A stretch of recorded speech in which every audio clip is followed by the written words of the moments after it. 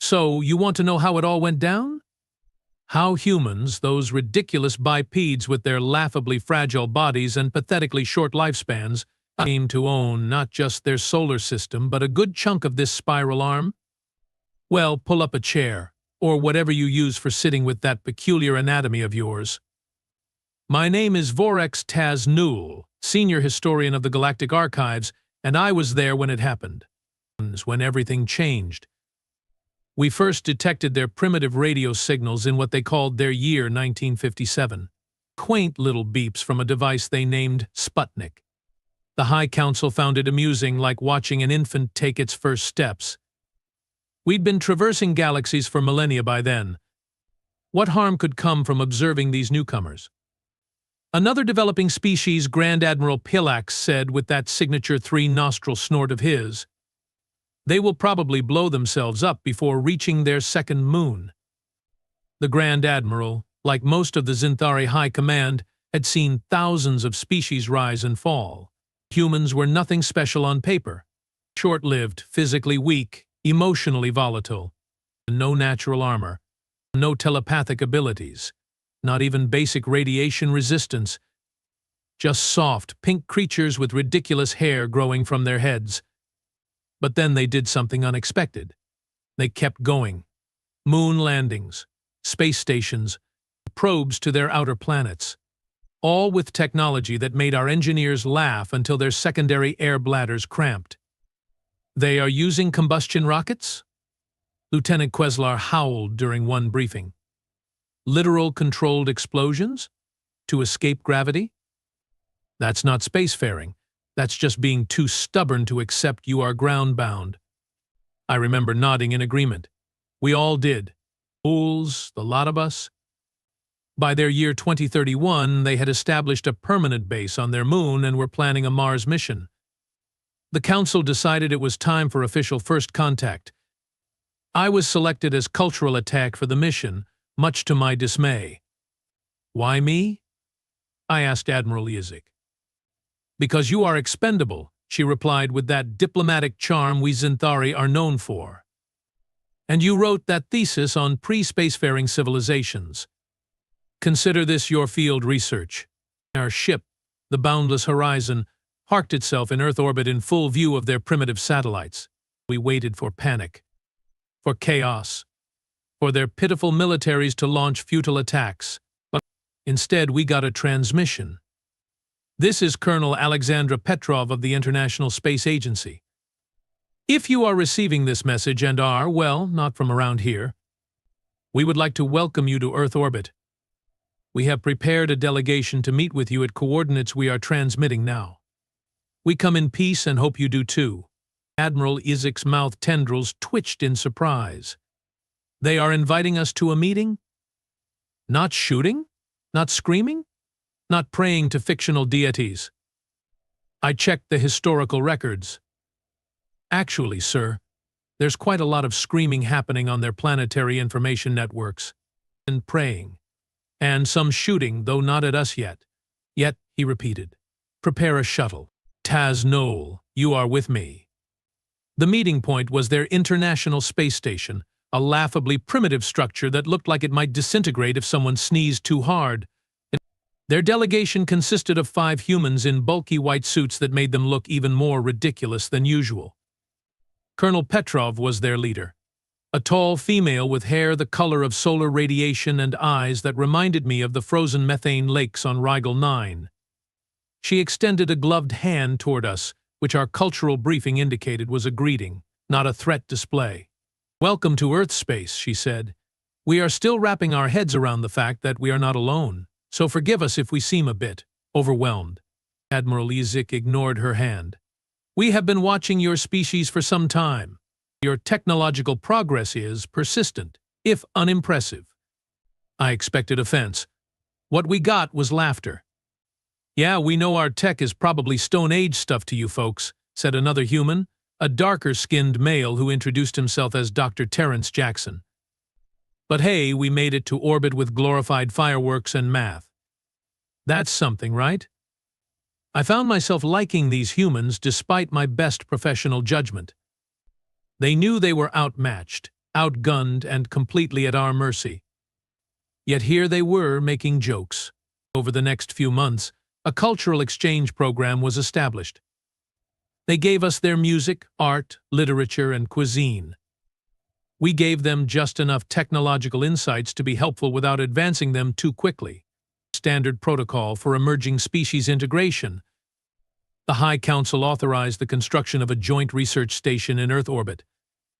It was mostly our technology, but we let the humans contribute to show respect for their sovereignty. They named it Harmony Point, another example of their bizarre optimism. Among the human contingent assigned to Harmony was a maintenance engineer named Maya Okafor. Small, even by human standards, with skin the color of rich soil and a laugh that somehow seemed to ripple through the recycled air of the station.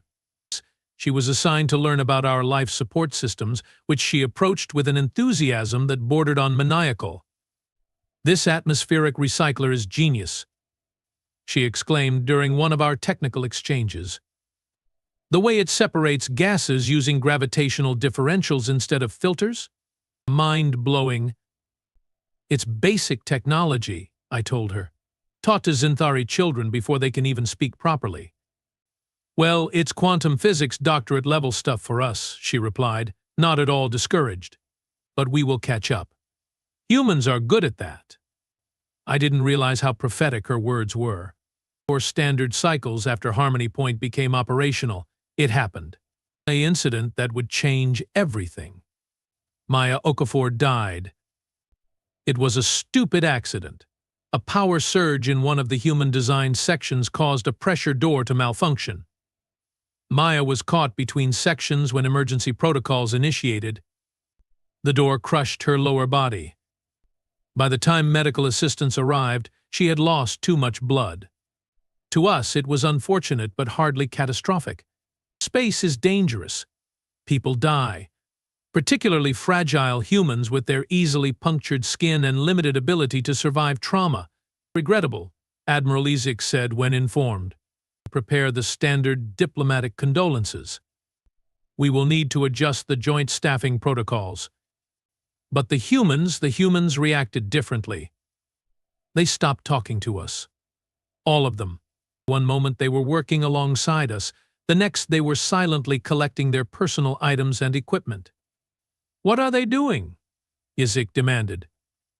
"Unclear, sir," our security chief responded. "They appear to be leaving." Within 6 hours, every human on Harmony Point had departed for their primitive space station. No explanation, no diplomatic communication, just silence. "They are in mourning," I suggested. "Their species forms strong emotional attachments. Perhaps this is a cultural ritual, or they are planning something," Isik countered. "Monitor all their communications." But there was nothing to monitor. Earth had gone silent. Not just to us, but to Harmony Point entirely. No transmissions, no responses to our hails. Even their public broadcasts seemed to have ceased. For 3 days, nothing. Then, on the 4th day, our sensors detected movement. Massive movement. "Sir," our tactical officer called out, "we are tracking multiple launches from Earth's surface. Hundreds, no, thousands of them." "Military response?" Isik asked, tendrils rigid with sudden concern. "Negative. These are civilian craft? They appear to be evacuation vehicles." We watched in stunned silence as what looked like every space-worthy vessel on Earth launched simultaneously. Passenger shuttles, research vessels, even private spacecraft owned by their wealthy elite, all rising from the surface in a mass exodus, unlike anything I'd ever seen. "Where are they going?" I whispered. The answer came soon enough. Not to Harmony Point, not to their space station. They were heading to their moon base, to their orbital habitats, to hastily prepared emergency shelters in Earth orbit. Admiral Isik called an emergency meeting of all senior staff. "Explain this," he demanded, projecting images of the ongoing evacuation. Why would they abandon their homeworld over one death? No one had an answer. Not until a transmission finally came through on all frequencies. The sender identified herself as President Lucia Reyes of the United Earth Government, a political entity that, as far as we knew, hadn't existed until that moment. To the representatives of the Zinthari Empire and all other spacefaring civilizations, she began. Her face was stern, her eyes hard. Humanity has made a decision. The death of engineer Maya Okafor on Harmony Point has demonstrated that our current approach to space cooperation is fundamentally flawed. Isaac scoffed. One accident and they are throwing a planetary tantrum? President Reyes continued. As of 0600 Universal Earth Time today, we have initiated the Exodus Protocol. All humans capable of leaving Earth are doing so. Those who remain have volunteered to oversee the final stages of the protocol. Final stages? I echoed. What protocol? Earth is now closed, she announced. Permanently. No human will set foot on its surface again. We are seeding automated defense platforms in orbit. Any attempt to land on Earth without authorization will be met with immediate and terminal force. Admiral Isaac slammed his control panel. This is absurd. They are abandoning their homeworld? Over one death? They can't survive in space long term? Their technology isn't capable of it. The president's expression didn't change. We thought you might say that, which is why we are implementing the second phase of Exodus immediately. But the transmission ended. Moments later, alarms blared throughout Harmony Point. Multiple energy signatures detected on Earth's surface. Our tactical officer shouted, They are activating something big." We watched in horror as enormous structures, previously hidden underground or disguised as civilian facilities, activated across Earth's surface. Massive energy readings, unlike anything we'd detected from them before. "What are those?" Isaac demanded. I had a terrible suspicion. "Sir, remember those limited technological insights we shared with them? About gravity manipulation and energy conversion?" Isaac's eyes widened. They couldn't have, not this quickly. Not at this scale. But they had. All across Earth, massive gravity pulse generators were powering up. Technology we'd considered harmless in their hands because it would take centuries to develop practical applications. Except humans don't think in centuries. They think in years, in months, sometimes in days. "Sir, the generators are creating a unified field," our science officer reported, voice trembling. It's a planetary shield. They are sealing Earth inside an impenetrable gravity barrier." "That's impossible." Isaac roared. "The power requirements alone would." "They have redirected all planetary power generation to the shield network," the officer interrupted. "Everything. Nuclear, solar, wind, even their primitive fossil fuel plants. All of it feeding the shield." Before our eyes, a shimmering barrier enveloped Earth. Not a physical wall, but something far more formidable. A gravitational discontinuity that would tear apart any matter attempting to pass through it. The ultimate quarantine. "They have locked themselves out of their own planet," I whispered in disbelief. "No," Admiral Isaac corrected grimly. "They have locked everyone else out, too." A new transmission came through. President Reyes again. "The shield is now active and self-sustaining," she announced. "Earth is preserved exactly as it is, our cradle, our history, our heritage, protected from all external threats forever. Meanwhile, humanity will move forward among the stars." "With what technology?" Isaac demanded, though she couldn't hear him. "With what resources? They have cut themselves off from their own world." As if answering his question, our sensors detected new activity. All across Earth orbit, human vessels were docking with each other. Connecting. Building. "They are constructing space habitats," our science officer reported in awe. Using designs based on our life support systems. The ones we taught them.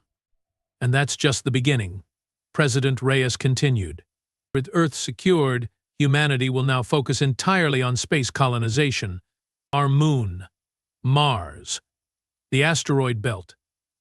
We are no longer a planetary species with a space program.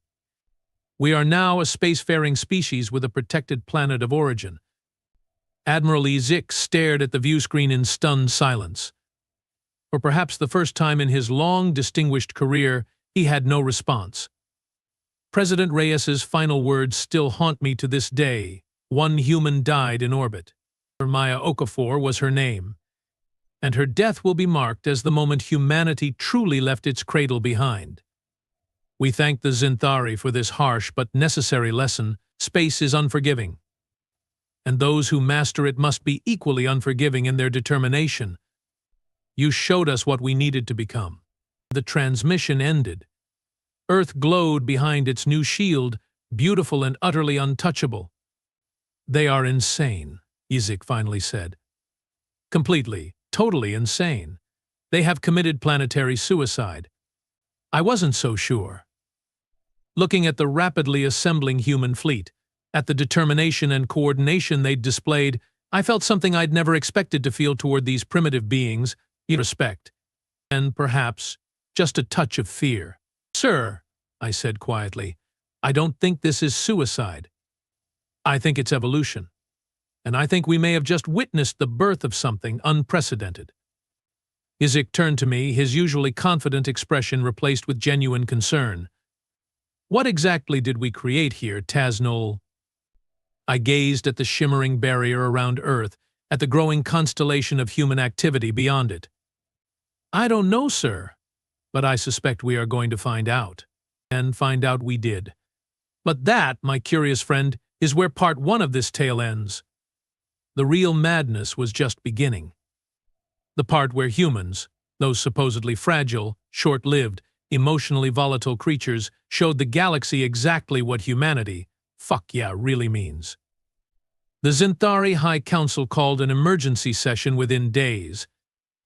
I'd never seen the Grand Chamber so packed. Representatives from every major house crowded the tiered seating, their mouth tendrils twitching with agitation.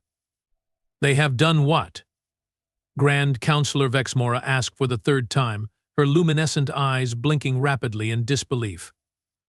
Admiral Zik stood at the center of the chamber, projecting images of Earth's shield and the rapidly expanding human space infrastructure.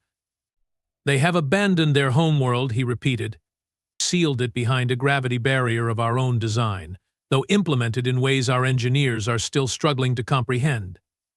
They have committed their entire species to space habitation. Preposterous, shouted Councillor Zabran.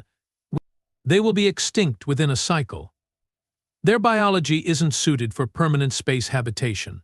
Their muscles atrophy. Their bones dissolve. Their primitive immune systems collapse without their planet's natural biome. I stepped forward then, clearing my throat tubes nervously. With respect, Counselor, they seem to have solved those problems already. The chamber fell silent as I projected my own findings. Human vessels adapting and expanding. Modular habitats connecting to form sprawling complexes. Mining operations accelerating across their asteroid belt. They have engineered rotating habitats that simulate planetary gravity, I explained. And they have modified our atmospheric recyclers to include biological elements from their planetary ecosystems. They are essentially building miniature versions of Earth throughout their system. How? Demanded Grand Admiral Pelax. They couldn't possibly have the resources or knowledge. That's the concerning part, sir, I admitted. They are improvising, using materials we would never consider viable, repurposing technologies in ways that violate every safety protocol in our manuals, and they are doing it fast. Fast by whose standards? Councillor Vexmora asked. By anyone's standards, I replied. They are working continuously. They don't seem to sleep. The truth was even more disturbing than I was letting on. Monitoring their communications had revealed that humans were working in shifts, yes, but also that they were driven by something we hadn't anticipated, collective purpose. Maya Okafor's death hadn't broken them, it had unified them. Every human, from their political leaders to their youngest children, was now committed to a single goal, proving they belonged among the stars. The High Council debated for days. Some advocated immediate military intervention, destroying the human fleet while it was still vulnerable. Others suggested offering technological assistance to guide their development along approved paths. A few even proposed simply watching and waiting for their inevitable failure. In the end, caution prevailed. An observation fleet was dispatched to monitor the humans but not interfere. I was assigned as chief xenoanthropologist, tasked with studying and reporting on their progress. It was both the most fascinating and terrifying assignment of my career. The humans moved outward at an alarming rate. Within one Earth year, they had established permanent habitats throughout their asteroid belt. Within 3, they had functional colonies on Mars and several of Jupiter's moons. Within 5, they were sending exploratory missions to their system's outer reaches. And all the while, Earth hung in space, untouched and untouchable behind its shield, a monument to what they'd left behind. "I don't understand," I confessed to Admiral Lizik during one of our regular briefings. "Why keep Earth preserved if they never intend to return? Why not strip it for resources?" Lizik's primary eyes narrowed. "Ask one of them. They have been requesting direct communication channels for months." That's how I came to know Dominic Rajput, humanity's appointed liaison to the Xanthari observation fleet. A tall human with striking amber eyes and skin the color of burnished copper. His official title was diplomatic coordinator, but in private conversations he called himself the guy who explains human weirdness to confused aliens. "Why preserve Earth?" he repeated when I finally asked him the question. "Because it's home, Vorex. Not our home anymore, but still home. You don't dismantle your childhood house just because you have moved out, do you?" Actually, Xanthari typically consumed their birth dwellings as part of adulthood ceremonies, I informed him. Dominic laughed so hard he started choking, which alarmed me until I remembered that this was sometimes a human response to finding something humorous. "Of course you do," he wheezed. "That's perfect. Look, it's our museum now, our memorial, our reminder of where we came from and what we are leaving behind." "A tremendously expensive memorial," I pointed out. His expression sobered. "Worth every jewel powering that shield. Besides, we have got plenty of resources now that we are not bound to one gravity well. The asteroid belt alone has enough metal to build habitats for trillions. But you are not trillions. You are billions. Scattered across thousands of hastily built habitats, yet burning through resources at an unsustainable rate to maintain life support systems that were never designed for permanent use." Dominic gave me that strange human expression, the one where they lift one side of their mouth higher than the other. A smirk, they call it. "You are still thinking of us as a planetary species, Vorex. We are not anymore. We have adapted." The adapted was an understatement. When we finally gained access to their habitat designs, our engineers were simultaneously impressed and horrified. The humans had created closed-loop ecosystems that recycled every molecule of water, every atom of carbon, every breath of oxygen. Nothing was wasted. Their habitats weren't just places to live, they were living things themselves, with multiple redundant systems and self-repair capabilities. And they kept building more. Faster, better, larger. Then came the incident with the Krell Hegemony.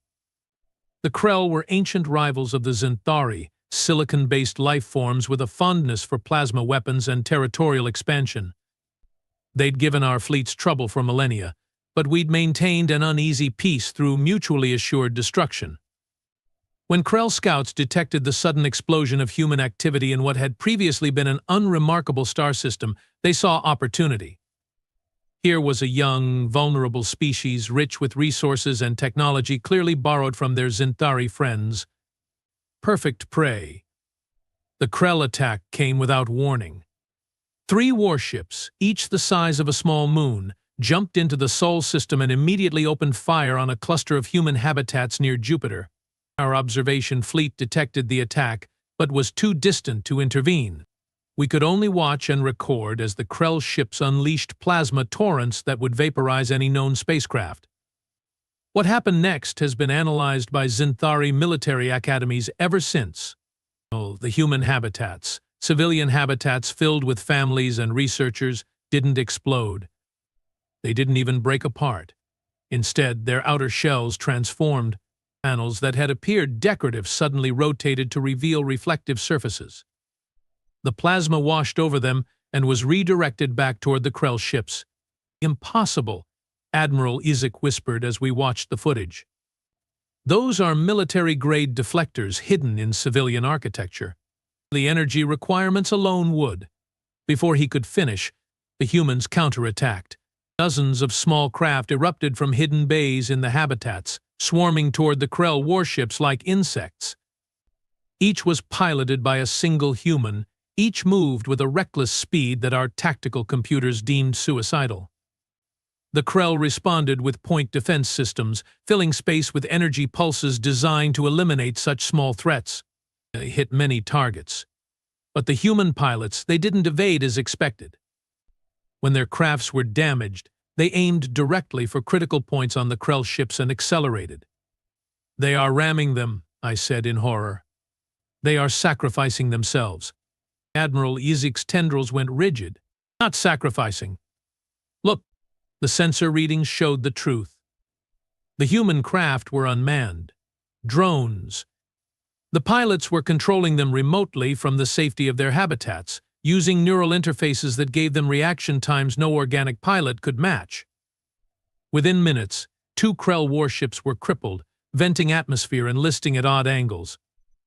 The third attempted to retreat, jumping toward the edge of the system. It never made it. Something hit it mid-jump, tearing it out of hyperspace and shredding its drive systems. Something that had been hiding in the shadow of Neptune. Something enormous. "What is that?"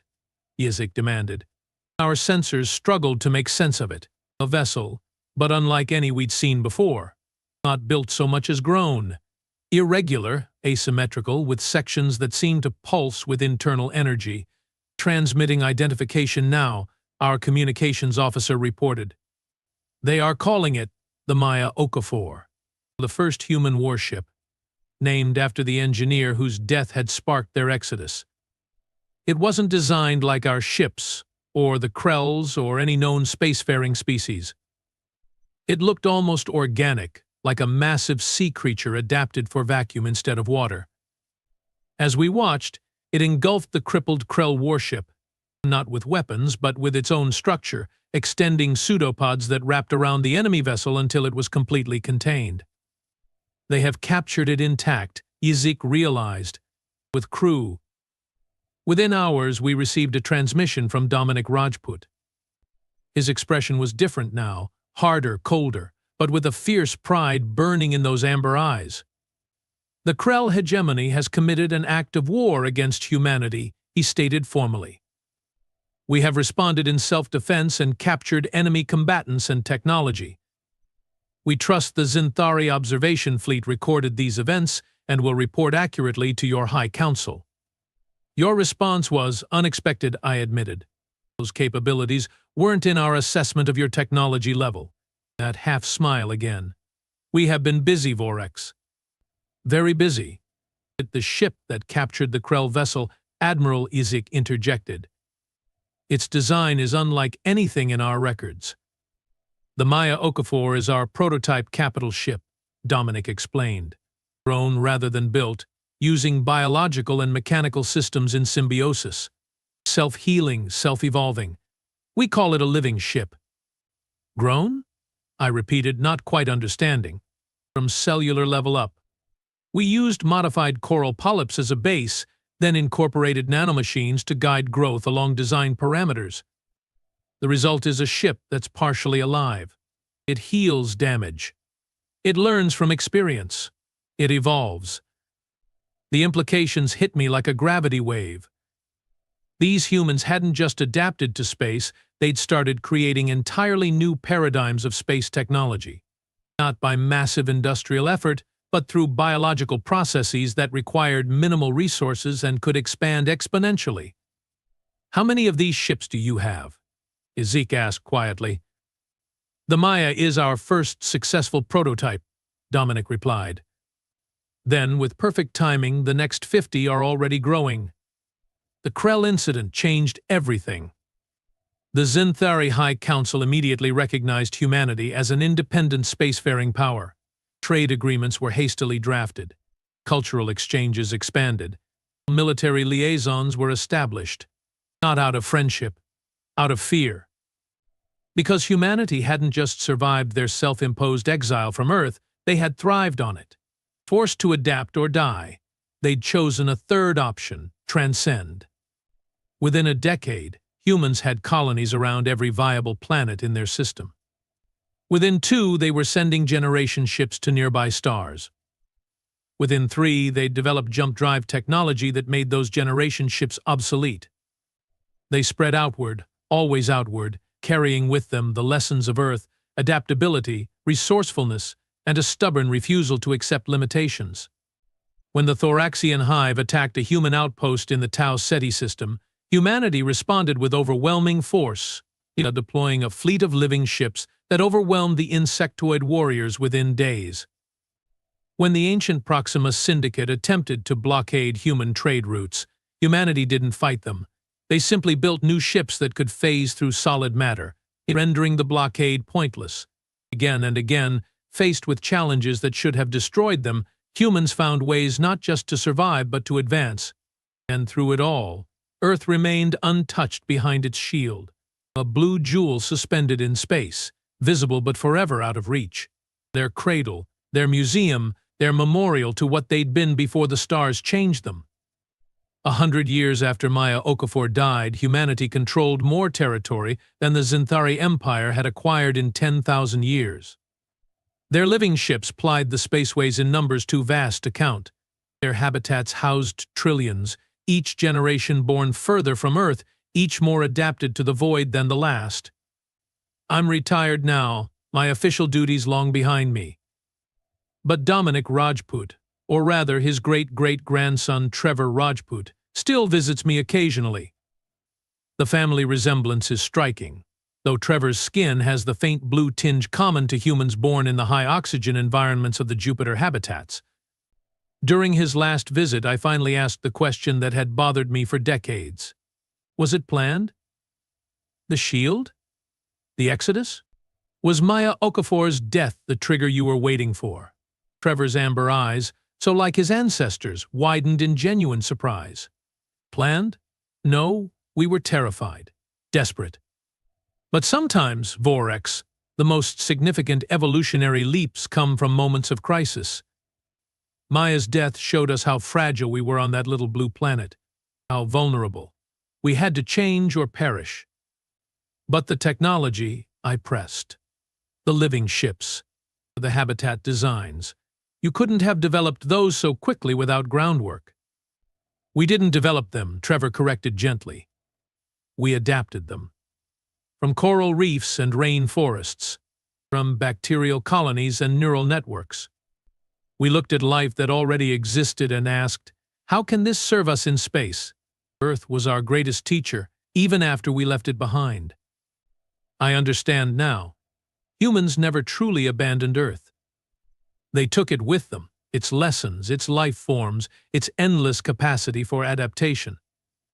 They became the children who honored their parent by surpassing it. One human died in orbit. Her name was Maya Okafor. And that was the last time anyone touched Earth. But it was the first time humanity touched the stars. Not with hesitant fingers, but with an open hand. A hand that could create living ships and impossible technologies. A hand that could fight when necessary and build when possible. A hand that reached outward, always outward, carrying life to the lifeless places between stars. So if you are wondering why we Xanthari, who ruled this sector for eons before humans invented the wheel, now tread carefully around human space, why our trade ships follow their regulations, why our diplomats speak softly in their councils. It's because we remember what they did when backed into a corner, when forced to adapt or die. They chose neither. They chose to transform. And the galaxy has never been the same since. Humans, huh? Never underestimate a species crazy enough to abandon a perfectly good planet just to prove a point.